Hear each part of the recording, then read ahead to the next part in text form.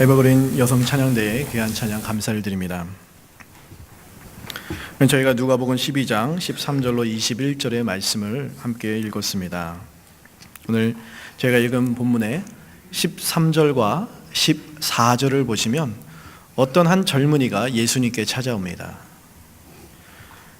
그 젊은이가 예수님께 찾아와 무슨 이야기를 하냐면 자신의 억울함을 좀 풀어달라는 이야기를 하고 있습니다. 억울한 사연을 호소하고 있습니다. 이 젊은이는 형과 자기 자신밖에 없었습니다. 딱 2명이었습니다. 형제가 있었는데 부모에게서 유산을 받습니다. 원래 형이 동생보다 2배의 몫을 받게 되어 있습니다. 그런데 형이 자신의 몫까지 다 챙겨간 것입니다. 그러니 얼마나 억울하겠습니까? 여기 억울한 사연을 가지고 주님께 가서 형이 2배의 몫을 가져가는 건 당연하지만 내 것까지 다 챙겨갔습니다. 독식해버렸습니다. 하면서 이 억울한 사연을 호소합니다. 예수님께서 가서 그 형에게 자신의 것을 좀 되돌려달라고 말을 해달라는 그런 호소를 하는 거겠죠. 그럼 주님께서 이 젊은이의 사연을 들으시고 아유, 얼마나 딱합니까? 그렇잖아요. 그래서 참 억울한 일을 당했구나. 얼마나 마음이 답답하고 억울하겠느냐 하면서 그렇게 이 젊은이에게 대답하시지 않으셨습니다. 뭐라고 말씀하시냐면 14절에 이 사람아 누가 나를 너희의 재판장이나 물건 나누는 자로 세우느냐 이렇게 거칠게 말하시면서 그의 요구를 단칼에 거절해 버리십니다. 아니 이 청년은 생각해 보십시오. 얼마나 억울합니까? 그렇죠? 예수님한테 기적을 베풀어 달라는 요구를 한 것도 아닙니다. 내가 지금 안진뱅인데 날 좀 일으켜달라는 그런 어떻게 보면 참 힘든 요구를 하는 것도 아니에요. 그냥 억울하니까 부당한 부탁도 아니고 억울한 사연에 좀 도움을 달라는 것인데 왜 예수님은 이렇게 냉정하게 말씀하시며 단칼에 거절하고 계십니까? 이 질문을 남겨둔 채 우리는 이어지는 또 다른 이야기를 듣게 됩니다. 예수님께서는 16절부터 21절에 어떤 부자의 이야기를 말씀해 주십니다. 어떤 부자가 있었습니다. 엄청난 수확을 얻습니다. 얼마나 그 수익이 컸는지 가지고 있는 창고가 모자라서 그 얻은 수확물을 저장해 두려고 새로운 큰 창고를 짓습니다. 그리고 지어진 창고를 바라보면서 흡족해 하겠죠. 스스로 만족해 합니다. 그리고 뭐라고 말하느냐? 내 영혼아. 이럴 때는 내 육신아 하지 않고 내 영혼아라고 말합니다. 내 영혼아, 여러 해 쓸 것을 많이 쌓아두었으니 평안히 쉬고 먹고 마시며 즐거워하자. 어떤 사람은 월세 낼 생각에 잠을 못 이루고 있는데 여기 있는 이 사람은 어떻게 쓸까를 고민하며 잠을 못 이루고 있으니 참 얼마나 부러운 인생입니까? 부러우십니까?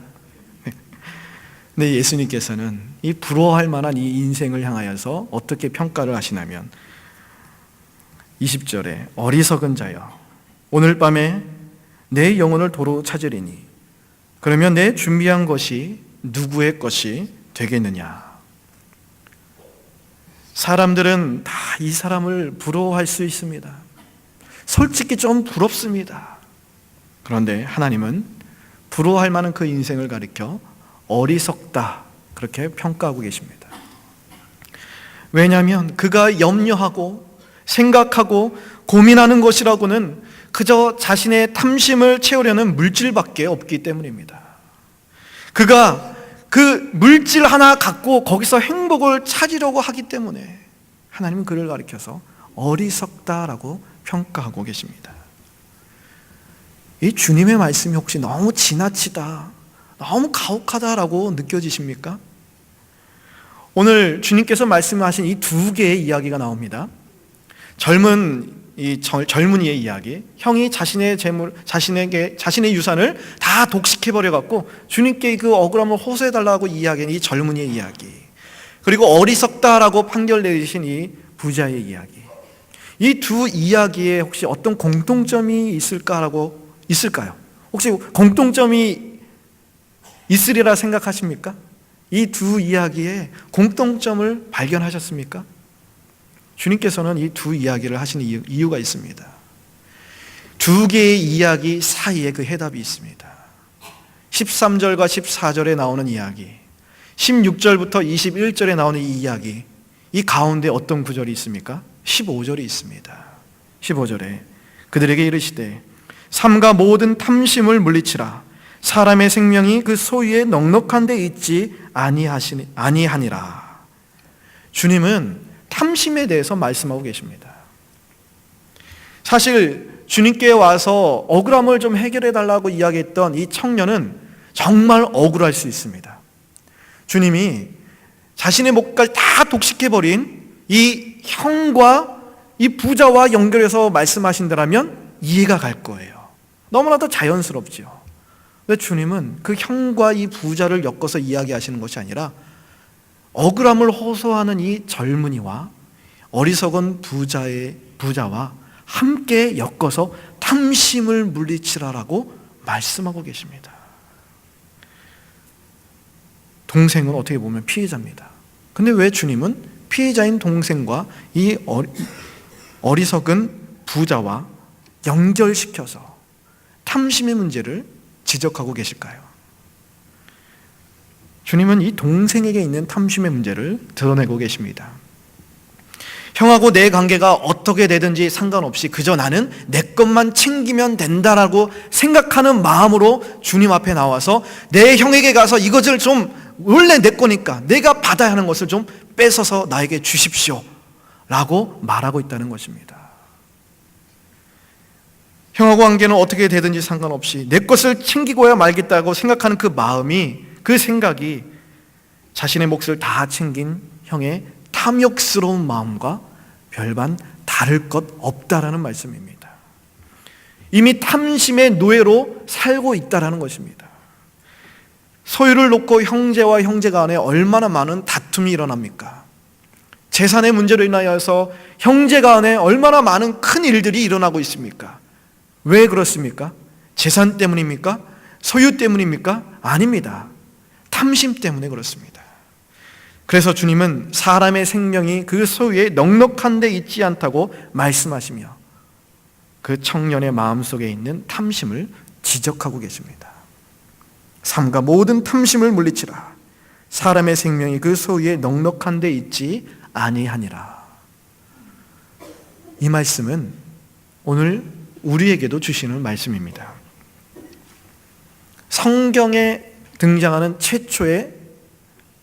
최초로 죄를 범한 사건이 어떤 사건입니까? 에덴 동산에 나오죠. 하나님께서 금하신 선과 악을 알게 하는 동산 중앙에 있는 나무의 열매를 먹지 마라. 하지만 아담과 하와가 결국 그 열매를 따먹었습니다. 하와가 먼저 따먹었습니다. 근데 그 순간 한번 생각해 보십시오. 하와가 그 나무의 열매를 보았을 때에 와, 저 과일을 바라보니 너무 먹음직스럽다. 어떤 맛일까? 저 씹는 이 식감이 얼마나 좋을까? 뽀더덕 소리가 날까? 얼마나 달콤할까? 새콤달콤할까? 이런 생각을 가지고 저 과일도 좀 먹어보고 싶다라는 그 마음으로 저 과일을 따먹었을까요? 아닙니다. 하와가 하나님이 먹지 말라고 하는 그 과일을 따먹은 것은 단순한 식욕의 문제가 아니었습니다. 그것은 자기가 가지고 있지 않은 하나님만 가지고 계시는 그런 특별한 지혜를 하나님이 넘어가지 말라고 한 그 선을 넘어가서라도 내가 차지하고야 말겠다라는, 나도 그것을 좀 가져야 되겠다라는 그러한 탐심에서 비롯된 사건이었습니다. 다시 말씀드리면 인류 최초의 범죄는 탐심에서 비롯된 것입니다. 첫사람 아담과 하와가 탐심에서 넘어진 이후 인류에 오고 가는 모든 세대의 사람들은 다 이 탐심에서 자유롭지 못하게 되었습니다. 원죄의 영향입니다. 우리 안에는 가진 것에 족할 줄 모르고 계속해서 배를 채우려고 하는 만족이 없는 탐심이 늘 도사리게 된 것입니다. 성경은 그래서 이 탐심으로 가득한 죄인된 우리를 이렇게 묘사합니다. 잠언 30장 15절에 재미난 묘사가 있습니다. 잠언 30장 15절에 이런 구절이 있습니다. 성경에 거머리가 등장하는 사실을 혹시 아셨습니까? 네. 잠언 30장 15절에 거머리에게는 두 딸이 있어 다오다오, 중국말이 아닙니다. 다오다오, 더 달라는 말이에요. 다오다오 하느니라 족한 줄을 알지 못하여 라는 구절이 있습니다. 그러니까 거머리와 두 딸의 이제 이야기를 하고 있는 것인데요. 무슨 말씀인가 하면 거머리가 두 개의 빨판을 갖고 있습니다. 그래서 하나로 딱 달라붙죠. 그리고 다른 빨판으로 피를 빨아먹는 것입니다. 그래서 두 딸을 이제 거머리와 두 딸을 이런 모습으로 이제 묘사하고 있는 것입니다. 하나의 빨판으로 딱 떨어지지 않게 달라붙고 하나의 빨판으로 열심히 피를 빨아먹고 있는데 뭐라고 합니까? 다오다고 하고 있는 거예요. 더 달라고 하고 있는 거예요. 열심히 피를 빨아먹고 있는데도 족한 줄 모르고 더 달라고 하고 있는 것입니다. 아주 더럽고 추악한 모습입니다. 어리석은 모습입니다. 이것이 바로 하나님이 보시는 탐심으로 가득한 죄인의 모습임을 성경이 보여주고 있는 것입니다. 성경을 보면 하나님께서 하나님의 백성들에게 하나님의 공동체 가운데 역사하셔서 은혜를 베푸실 때마다 이런 참 하나님의 말씀이 성취되어서 은혜가 역사되고 그래서 하나님의 백성들이 참 감사하고 은혜에 감격할 때마다 이 탐심의 문제가 계속해서 발동되어서 하나님의 백성들이 넘어지는 실패하는 그 역사가 심심치 않게 등장하고 있습니다. 이스라엘 백성이 약속의 땅인 가나안 땅에 정착할 때를 한번 생각해 보십시오. 40년 동안 광야를 방황하다가 드디어 요단강을 건너서 하나님께서 약속해 주신 젖과 꿀이 흐르는 가나안 땅에 딱 도착했습니다. 역사적인 순간입니다. 하나님의 말씀에 의지하여서 여리고성을 돌았더니 난공불락의 여리고성이 눈앞에서 한순간 무너졌습니다. 얼마나 은혜에 벅찼겠습니까? 하나님이 역사하신다라는 그 사실에 감격하여서 하나님을 찬양하는 그런 놀라운 일들이 이스라엘 이 진중 가운데 차고 넘쳤을 것입니다. 그런데 여리고성을 정복한 이후 이스라엘 백성들은 아이성을 정복하지 못합니다. 여리고성과 비교도 안 되는 작고 초라한 그 아이성을 정복하지 못하고 실패합니다. 그 실패를 경험한 이후 원인을 알고자 제비를 뽑게 됩니다.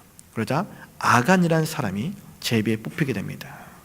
그리고 아간의 죄악이 드러납니다. 여호수아 7장 21절에 내가 노력한 물건 중에 시날산의 아름다운 외투 한 벌과 은 200세겔과 그 무게가 50세겔 되는 금덩이 하나를 보고 탐내어 가졌나이다. 뭐라고 기록합니까? 탐냈다라는 거죠. 탐심이 비롯된 거예요. 아간을 유혹한 것은 다름 아닌 탐심이었습니다. 탐심이 그로 하여금 하나님 것인데 하나님께 가야 될 것인데 하나님의 것을 도둑질하게 만들었습니다. 탐심이 그를 유혹했습니다. 그 결과 죽음이었습니다. 구약뿐만이 아닙니다. 신약도 마찬가지입니다. 신약에서 주님이 승천하시고 주님의 제자들로 말미암아 이 땅 가운데 성령이 강림하고 하나님의 공동체, 이 교회가 세워져 가는 그런 놀라운 역사가 마구마구 일어났을 때 날마다 믿는 자의 수가 막 더하여지는 성령의 놀라운 역사를 막 체험하고 있을 때 신약교회가 초기에 형성되는 시기에도 동일한 일들이 일어납니다. 초대교회 신자들의 필요를 감당하기 위해서 자기 재산을 막 가져오죠. 사도들의 발 앞에 내어놓고 그것을 나누어 쓰면서 그 필요에 따라서 나누어 쓰면서 이 초대교회 가운데 놀라운 일들이 막 일어나고 있었습니다. 이때 바나바라고 하는 사람이 은혜를 받습니다. 그래서 가서 자기 것을 팔지요. 재산을 가지고 와서 사도들의 발 앞에 내려놓습니다. 그것을 가지고 수많은 사람들이 함께 나눴습니다. 그래서 그때 사도들이 그에게 바나바, 위로의 아들이다라는 이 바나바라고 하는 이름을 지어줍니다. 아마 그래서 그것 때문에 바나바는 아마 그 명성이 자자해졌을 것입니다. 그러자 이것을 본 아나니아와 삽비라 하는 사람이 집으로 가서 자기들도 토지를 팝니다.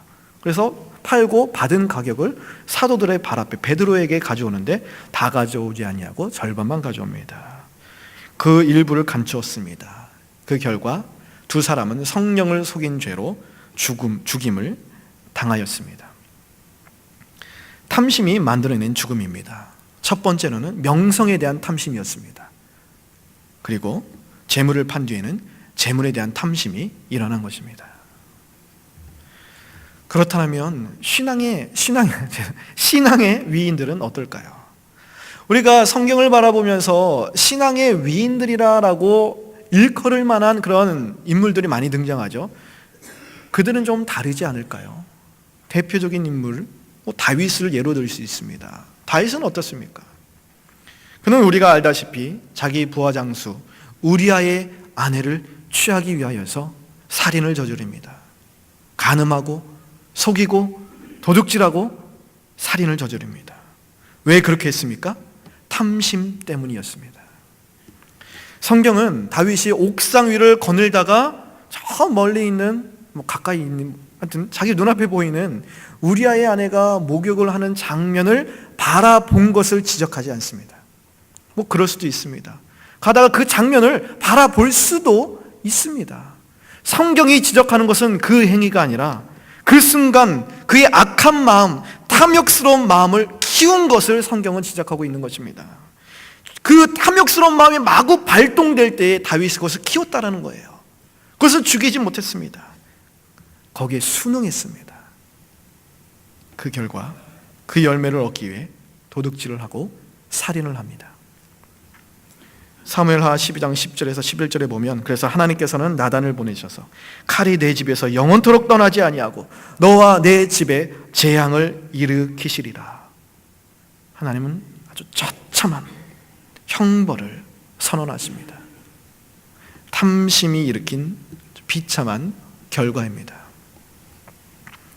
탐심은 가진 재물이 많든지 적든지 권력과 명예가 있든지 없든지 신앙의 정도와 연수에 상관없이 직분에 상관없이 모든 사람들에게 발동될 수 있는 것입니다. 그 어떤 사람도 탐심에서 자유로울 수 없습니다. 탐심의 문제 앞에 당당하게 설 수 있는 자가 아무도 없다라는 사실입니다. 우리 안에도 늘 이 탐심이 도사리고 있습니다. 탐심의 문제가 우리를 가만히 내버려 두지 않습니다. 이 탐심은 비단 세상의 재물, 어떤 물건, 어떤 세상에 성공하고 싶은 그런 것에만 해당되는 것이 아닙니다. 어떤 사람에게는 명예의 탐심이 기승을 부릴 수도 있고 어떤 사람에게는 명성과 권력과 어떤 인기에 대한 탐심이 기승을 부릴 수도 있습니다. 탐심에서 넘어질 수밖에 없는 우리를 향하여 성경은 이렇게 이야기합니다. 야고보서 1장 15절에 욕심이 잉태한 즉 죄를 낳고 죄가 장성한 즉 사망을 낳느니라. 성령의 이 말씀대로라면 탐심에서 자유롭지 못한 우리, 탐심을 해결할 수 없는 우리는 성경의 말씀대로 모두 파멸과 멸망을 당해야만 하는 것입니다. 여기는 소망이 없습니다. 여기에는 희망이 없습니다. 절망뿐입니다. 하지만 이 순간 우리는 나지막하게 소망의 한 빗줄기를 바라볼 수 있습니다. 그 소망은 이것입니다. 아담도 죽었습니다. 아간도 죽었습니다. 아나니아와 삽비라도 죽었습니다. 똑같은 탐심의 죄악을 범한 다윗 역시 그렇다면 죽었어야만 합니다. 그는 자기의 탐욕을 위해서 의도적으로 아주 계획적으로 살인을 저지른 이전에 거론된 사람들보다 더 치졸하고 부패한 자였습니다. 하지만 그는 죽지 않았습니다. 육체적으로 죽지 않았다는 이야기가 아니라 구원받았다는 사실입니다. 그 차이가 무엇입니까? 그들 중 다윗만 유일하게 자기의 죄를 인정하고 회개하였습니다. 선지자 나단이 다윗에게 죄를 범하며 탐심의 죄로 말미암아 도둑질하고 거짓말하고 살인죄를 저지른 그 이후 나단이 다윗에게 자신의 아들의 생명을 취하시겠다라는 하나님의 형벌을 선포합니다. 다윗은 그때 자기가 지은 죄가 얼마나 큰 것인지를 고백합니다. 자신의 죄로 비록 자신의 아들이 죽었지만 실제적으로 자신의 아들이 아닌 자기가 죽었어야 한다는 사실을 고백합니다. 그래서 번제를 드리고 속죄제를 드리고 짐승을 아무리 많이 정성스럽게 잡아서 바칠지라도 내 죄가 사해질 수 있다라고 생각하지 않습니다. 그렇게 느끼지 않습니다. 오직 자기 자신이 죽는 것 외에는 길이 없음을 뼈저리게 느끼며 고백합니다. 내 죄가 너무나도 커서 하나님의 인자와 긍휼과 자비하심이 아니고서는 내가 하나님 앞에 어떻게 할 길이 없음을 뼈저리게 느낍니다. 그것을 잘 알게 됩니다. 그래서 이때 기록된 것이 시편 51편입니다. 시편 51편 17절에 다윗은 이렇게 고백합니다. 하나님께서 구하시는 제사는 상한 심령이라. 하나님이여 상하고 통회하는 마음을 주께서 멸하시지 아니하시리이다. 다윗은 회개가 무엇인지 알게 되었습니다. 단순히 옷을 찢고 죄를 뒤집어 쓰고 금식하고 짐승을 잡아 바치는 것이 회개가 아니라 내 마음을 찢고 내 가슴을 찢고 하나님 앞에 나와서 상하는 마음으로 가난한 심령으로 내가 죽는 길밖에 없습니다. 내가 죽는 것밖에는 하나님 앞에서 내가 할 일이 없습니다. 그래 하나님의 자비하심과 긍휼과 인자하심으로 말미암아 내 죄를 용서하여 주시옵소서. 그렇게 하나님의 긍휼 앞에, 그의 자비하심 앞에, 그의 인자하심 앞에 무릎을 꿇고 엎드리는 것입니다. 이것이 하나님께서 기뻐하시고 받으시는 최고의 제사임을 깨닫게 되고, 그래서 상한 심령의 제사로 하나님 앞에 나아감으로 다윗은 살게 된 것입니다. 이것이 우리의 소망입니다. 탐심에서 자유로울 수 없고 탐심의 문제와 싸워 이길 수 없는 연약한 우리에게 소망이 있다는 봐서 이것이 소망입니다. 탐심의 문제를 놓고 고민하고 힘들어하는 하나님의 자녀들에게 소망은 바로 회개입니다. 탐심을 사소한 것이라고 치부하지 마십시오. 탐심은 어마어마한 엄청난 파괴력을 가지고 있기 때문에 이것을 그냥 내버려 두고 키우면 이 탐심은 우리의 영혼을 죽입니다. 우리의 영혼을 메마르게 합니다. 마태복음 13장에 예수님께서 씨 뿌리는 자의 비유를 하시죠. 거기에 4가지 종류의 밭이 있습니다. 거기에서 가시밭이 나옵니다. 하나님의 말씀을 잘 받습니다. 예배도 잘 드립니다. 은혜가 충만합니다. 말씀도 졸지 않고 잘 들었어요. 필기도 하고 이거 꼭 우리 집에 가면 오늘 남편과 부인과 자녀들과 나눠야지. 하나님의 말씀 잘 받아서 고이고이 마음속에 간직하고 돌아갑니다. 근데 어떻게 됩니까? 재리의 유혹, 즉 탐심이 그것을 찔러서 그 은혜를, 그 말씀을 질식시킵니다. 우리의 신앙이 자라나지 못하도록 역사하는 겁니다. 은혜가 역사하는 것이 아니라 탐심이 역사해서 우리 영혼을 질식시킨다는 것입니다. 혹시 하나님과 내 사이가 너무나도 멀어져 갖고 왜 이렇게 하나님과의 관계가 소원해졌지? 뭔가 이렇게 하나님과 내 사이를 떡하니 가로막고 있는 것 같다. 혹시 그렇게 느껴지십니까? 혹시 기도하고 싶어도 2주간 특별 새벽 기도 한다 그래서 하나님 앞에 나와서 맨 앞에 앉고 정말 2주 동안 내가 빠지지 않아야지 마음속으로 결단도 하고 와서 그 새벽을 깨워서 하나님 앞에 나왔는데 정작 기도하려고 하니까 기도가 나오지 않아요. 기도의 문이 딱 막히는 거예요. 입술 열어서는 하나님 도와주세요 이거밖에 안 나오는 거예요. 기도하고 싶어도 기도도 안 나오고 기도의 입술도 막히고 기도의 문이 확 닫혀졌다라고 혹시 그렇게 느껴지십니까? 하나님과 나 사이에 무엇인가 큰 장애물이 막아서고 있다고 느껴지십니까? 우리가 10년, 20년 그 오랫동안 그보다 더 많이 신앙생활을 해도 그 신앙이 자라나지 못하고 있다면 우리 안에 도사리고 있는 이 탐심을 한번 돌아보아야만 합니다. 우리 안에 있는 탐심이 하나님의 은혜를 질식시키고 있을 수도 있는 것입니다. 내 안에 있는 탐심으로 인해서 우리는 마음을 찢으며 회개하며 하나님 앞에 나가야 합니다. 받은 바 은혜를 기억하며 회개하면서 하나님 앞에 나아가야만 합니다. 회개하며 탐심과 맞서 싸울 수 있는 그 은혜를 간구하며 하나님 앞에 나아가야 우리 심령이 살아납니다. 하나님의 말씀이 우리 가운데 역사되게 되는 것입니다. 하나님의 은혜가 질식되지 아니하고 우리를 살리게 되는 것입니다. 회개는 소망입니다. 회개하는 자에게 소망이 있습니다. 회개하는 자만이 탐심의 문제와 싸워 나갈 수 있습니다. 하나님께서는 오늘 이 말씀을 통하여 우리 안에 있는 탐심의 마음을 드러내고 계십니다.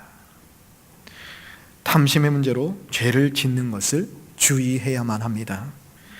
하나님께서는 족한 줄 모르는 그 거머리처럼 이 세상 것만을 추구하던 우리를 건져내셔서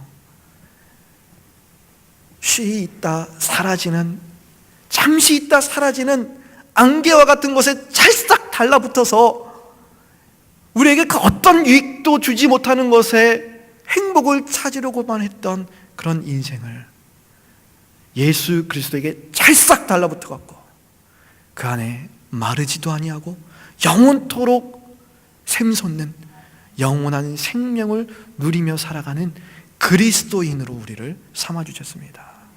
우리가 그 그리스도인입니다. 영원한 생명을 누려나가는, 참된 만족을 누릴 수 있는, 마르지도 아니하고 날마다 샘솟는 풍성한 생명을 누려나가는 그리스도인으로 하나님께서 우리를 구원해 주셨습니다. 탐심이 우리 안에 부풀어 오를수록 주님 안에 참된 만족을 누리고 더불어 영원한 생명을 누리고 싶어하는 마음을 더욱더 크게 붙잡으며 이 탐심의 문제와 싸워 나가야만 합니다. 아까 말씀드린 것처럼 하나님께서 우리의 은혜 베푸시고자 할 때 탐심의 마음은 더욱더 기승을 부릴 것입니다. 그럴 때마다 탐심의 마음이 우리를 강하게 흔들 때마다 우리는 그보다 더 큰 은혜를 사모하며 더 큰 만족을 사모하며 아래 것이 아니라 위의 것을 바라보며 우리 안에 있는 예수 그리스도를 통하여 받을 수 있는 저 영원한 생명, 참된 소망을 더욱더 크게 붙잡으며 탐심의 문제와 싸워 나가야만 합니다. 탐심의 문제로 죄를 짓는 것도 문제이지만 그보다 더 큰 문제는 회개하지 않는 것입니다. 하나님의 말씀이 우리 심령 가운데 선포될 때에 그 생명의 말씀이 우리의 탐심의 마음을 드러내고 지적할 때마다 회피하는 것이 아니라 그것을 가지고 주 앞에 나가며 다윗이 보여줬던 것처럼 우리 가슴을 찢고 마음을 찢고 하나님의 은혜와 자비와 긍휼이 아니면 어찌 해볼 길이 없음을 인정하는 마음으로 회개하며 하나님 앞에 나아가야만 하는 것입니다. 하나님께서 오늘 이 말씀을 통해서 우리 각자를 돌아보게 하시는 대로 다윗에게 허락하셨던 참 회개의 은혜를 우리 모두에게 허락하시기를 간절히 소망합니다. 이 은혜를 통해 우리 안에 큰 일을 행하시는, 우리 안에 구원의 놀라운 일을 행하시는 그 하나님 안에서 참된 만족을 누리고 더불어 영원한 생명을 누려나가는 오늘 21절의 고백처럼 하나님께 대하여 부요한 자로 셈을 입는 저와 여러분이 되기를 간절히 소망합니다. 함께 기도하시겠습니다. 사랑의 아버지 하나님, 참 세상 것에 만족하지 아니하고 더욱더 헛된 것을 추구하고 족한 줄 모르고 그 가운데 허우적거릴 수밖에 없었던 거머리 인생과 같았던 우리를 참된 만족을 누리고 더불어 영원한 생명을 누릴 수 있는 예수 그리스도에게 접붙임 바 되어서 영원토록 그 생명을 누려나가는 하나님의 자녀로 구원하여 주신 하나님의 놀라우신 그 은혜에 진실로 감사를 드립니다. 오늘 이 말씀을 통하여 우리 안에 있는 탐심의 문제를 하나님께서 드러내 보여주셨습니다.